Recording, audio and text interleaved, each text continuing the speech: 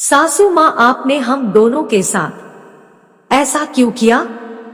कोमल जी आज बहुत अच्छा महसूस कर रही थी। एक सप्ताह से घर में मेहमानों का आना जाना लगा हुआ था। आज सुबह बेटा बहू भी हनीमून के लिए निकल गए। सारे मेहमान जा चुके थे। घर में केवल कोमल जी और बड़ी जेठानी रह गई थी। उसने चाय बनाई और एक कप जेठानी को देकर खुद भी वहीं बैठकर पीने लगी। घर बिल्कुल शांत था, पर अभी पूरा घर बिखरा पड़ा था।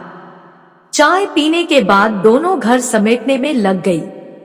सप्ताह भर के खुले हुए कपड़े कोमल जी छांट छांट कर वॉशिंग मशीन में डाल रही थी।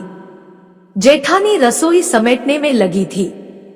तभी कावाली बाई ने कोमल को टोक दिया, छोटी भाभी, आपकी सभी साड़ियां बहुत सुंदर सुंदर है। इतनी अच्छी अच्छी साड़ियां कहां से खरीदती है? कोमल जी मुस्कुरा कर रह गई। मन ही मन सोचने लगी, खरीदती कहाँ है? ये सभी साड़ियां तो उसकी दोनों ननद और दोनों जेठानी की दी हुई है। वे सभी कोमल जी को बहुत मानती है, उसका ख्याल भी बहुत रखती है। कपड़ों की कमी तो कभी महसूस ही नहीं की कोमल ने। वे लोग जब भी आती कोमल जी के लिए बैग भरकर कपड़े लाती।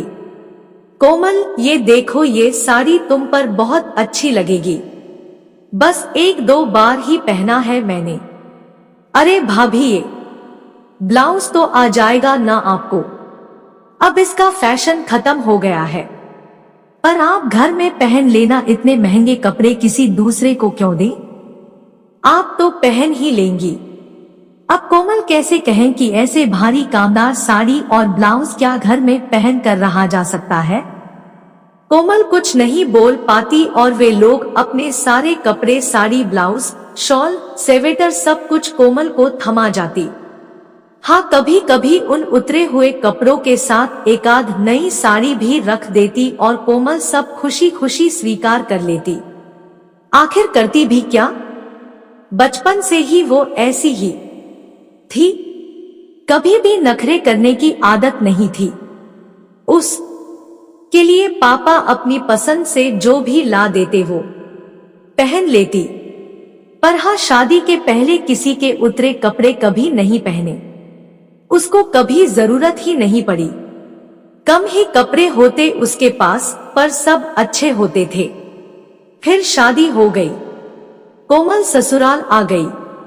रवि का अपना बिजनेस था। कोमल की जिंदगी अच्छे से गुजर रही थी। 2 साल के बाद ही कोमल की गोद में नन्हा किशन आ गया। तभी परिवार में किसी की शादी थी, जहां कोमल और रवि को ही जाना था। तब जेठानी ने अपनी कुछ अच्छी साड़ी उसे देकर कहा कि शादी में जा रही हो तो 2-4 और साड़ियों रख लो, ये तुम पर अच्छी लगेगी। कोमल ने भी सोचा, क्या हर्ज है, आखिर भाभी मेरी बड़ी बहन के जैसी है, उनके कपड़े तो मैं पहन ही सकती हूँ। और फिर उसके बाद जब भी कोई ऐसा मौका आता तो दोनों जेठानी अपने कपड़े कोमल को दे दिया करती। रवि भी कभी बुरा नहीं मानते, परंतु देने के बाद वे लोग कभी वापस नहीं लेती। दोनों का मायका काफी संपन्न था। पति भी अच्छी नौकरी में थे, पर कोमल और रवि का साथ ज्यादा दिनों तक न रह सका। एक दुर्घटना में रवि को खोने के बाद कोमल बहुत कमजोर पड़ गई। उसके सामने सबसे बड़ी समस्या थी बेटे की अच्छी परवरिश और अच्छी शिक्षा। उसने रवि के बिजनेस को ही चलाने की कोशिश की, पर अकेली वह क्या करती? बहुत अच्छा तो नहीं, पर इतनी आमदनी हो जाती जिसमें दोनों माँ बेटे का खर्च निकल जाता। किशन की उच्च शिक्षा के लिए कोमल पैसे बचाती। ऐसे में अच्छे कपड़ों के लिए तो सोच ही नहीं पाती। पर रवि की बहनें और भाभियां उन दोनों को बहुत मानती। हर त्योहार या जन्मदिन पर वे कोमल और अनुराग के लिए कपड़े लाती, पर कोमल के लिए ज्यादातर पुरानी साड़ियां ही होती। कोमल भी खुश होकर पहनती। देखते देखते अनुराग की पढ़ाई पूरी हो गई। उसने एक अच्छी कंपनी में नौकरी ज्वाइन कर ली। अब कोमल के पास पैसों की कमी नहीं थी। किशन ने अपनी पहली कमाई से घर के सभी सदस्यों के लिए कपड़े लाए और साथ ही कोमल जी के लिए भी। उसे माँ का पुरानी साड़ी पहनना बिल्कुल अच्छा नहीं लगता था, पर वह परिस्थिति समझता था। कोमल भी अब उन लोगों के दिए कपड़े नहीं पहनना चाहती थी, पर अब मना करे तो कैसे?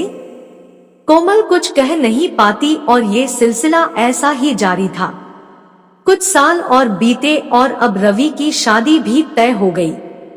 इस बार भी सब कोमल के लिए कपड़े लाए। कोमल ने चुपचाप रख लिए, पर शादी वाले दिन जब उसने ननद की दी हुई साड़ी पहनी तो रवि भड़क गया। पूरे परिवार के सामने उसने माँ को किसी की दी हुई साड़ी पहनने से मना कर दिया और उसी वक्त माँ को लेकर बाजार चला गया। अभी बारात जाने में 5-6 घंटे की देर थी। उसने माँ की पसंद से कुछ साड़ियाँ खरीदकर उसी वक्त ब्लाउज सिलने दे दिया। कुछ पैसे ज्यादा लगे पर समय पर सिलकर तैयार हो गया। घर आने के बाद रवि ने साफ शब्दों में सबको कह दिया कि आज के बाद से भी किसी की उतरन नहीं पहनेगी। सब लोग रवि का मुंह देखने लगे। रवि ने माँ से बोला, माँ अब से आप किसी से किसी की उतरन नहीं लोगी। रवि ने कहा, अब मैं इस लायक हो गया हूँ कि अपनी माँ की हर ख्वाहिश को पूरा करूँगा। कोमल जी ने बेटे को गले लगा लिया और ऊपर वाले से दुआ की कि ऐसी ख्याल रखने वाली औलाद सबको दे। कहानी अच्छी लगी हो तो वीडियो को लाइक और शेयर करें और साथ ही चैनल को भी सब्सक्राइब जरूर कर ले ताकि ऐसी ही वीडियोस आपको मिलती रहे।